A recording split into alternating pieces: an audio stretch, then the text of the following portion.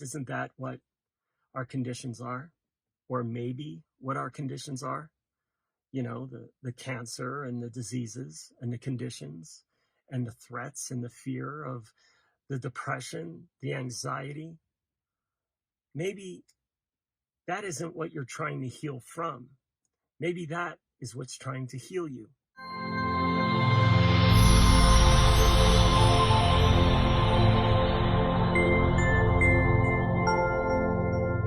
Story time. One of my favorite stories is The Woman and the Knife. And it happened to a friend of mine. And you know who you are. And man, I'll tell you what, it was so impactful for me. Really made me realize so much. And every time I tell it to anybody, they get blown away by it. So there was a friend of mine who was once a foreign exchange student, and she went to live with a host family who lived in Australia.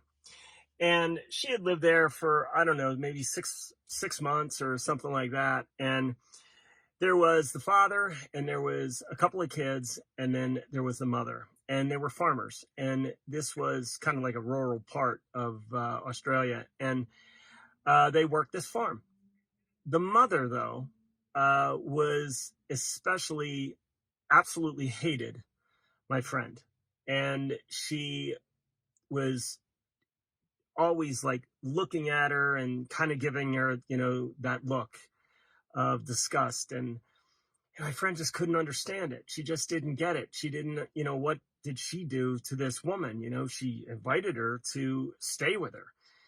And she always really started to feel really uneasy around this woman. One day she was driving with her, and the woman drove to a cliff and said, as my friend was sitting in the passenger seat, "I'm just going to drive us both right off this thing," and really threatened her to do that. And then obviously didn't, went back to the house, and it went business as usual. Same thing though, just so cold and so mean, and just so really just had a problem with this girl. Until one day my friend was sitting at a table, eating in the kitchen, and the mother was chopping up chicken with a butcher's knife. And my friend made a comment to her, and the woman snapped over, ran up right behind her, and held the knife to her throat. And she said, "Get out." She said, "I've had it with you, get out." My friend was shocked, to say the least, and she ran. She ran to the neighbors. She called her parents, and she was eventually taken out of there. All that time, as my friend told me this story, she told me, for 20 years, all I could think about in the back of my mind was, why? Why did she hate me so much? Why? I didn't deserve that. I mean, she asked me to come, and she just despised me. What was it about me that made me so bad, so unlovable, so not liked? Why did she want to actually physically hurt me, almost to death? What was it about me? And she ruminated on that. For 20 years, she thought about that. And then one day she got a letter, and it was from the woman. And the woman said very simply, "I'm sorry, but you have to understand, I didn't have a choice. My husband had been beating me. My husband had been molesting our children for years, and you were next. The only way I could save you, because I was too afraid to confront him, was to chase you, to make you hate me so much, to be a threat to you so much that you would have to run out my door." She said, "I wasn't trying to hurt you. I wasn't trying to kill you. I was trying to save you." And why that story means so much to me is because isn't that what our conditions are? Or maybe what our conditions are?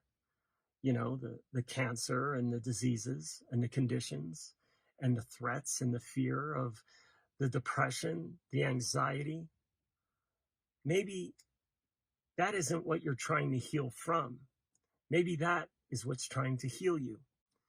Because now what I know is that as a personal experience, and from working with people that, have gone through this, they suddenly get it. They understand it. It was never the condition. It was the condition that said, come and look at me. Come try to heal me. But the problem isn't me. The problem is over there hiding in your corner of your body. That's been hiding away those thoughts, those feelings, those emotions that you've been feeling ever since you were that little boy or that little girl. And you have taken in those emotions continually for 20, 30, 40, 50, 60, 70 years. And the condition had to come so you could finally start to release some of it. So maybe the condition you are trying to heal is actually trying to heal you. You're just reading the text the wrong way. It's so funny, but we are such a condition of habit. We are. And until we understand how our mind works and how simple it is and how it just wants your body to feel, that's its only job. It doesn't know the difference between a good feeling and a bad feeling. It just knows that when it can get that chemical reaction to happen in your body, then it knows, oh, I got it. I got it. This will get him to feel it. This will get her to feel it. This will put him or her into the habit that I have created. So I ask you to open it up and to really look. Are you really trying to heal that condition? Or is that condition trying to heal you from the thoughts that run like a freight train through your mind? Because that's where the healing is. That's where it happens, is letting that go. And when that let goes, the love can show up. It can pour in. And trust me, it's amazing. And it feels absolutely incredible. And there are no words to describe it. So maybe it's time you look at things differently. Maybe you look at the woman with a knife a different way.